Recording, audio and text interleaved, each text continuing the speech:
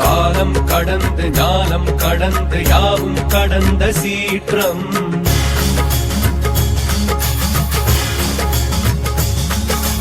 அண்டம் படர்ந்து அணுவை பிளந்து அன்பில் நிறைந்த தோற்றம்.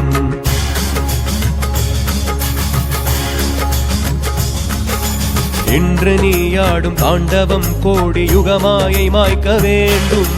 மற்ற பற்றொன்று இல்லை என பூமி முற்றுமுனதாக வேண்டும். பித்தன் நீயாட வேண்டும், பக்தர் அடி சேர வேண்டும். முக்தி நிலையாக வேண்டும், சித்தம் சிவமாக வேண்டும்.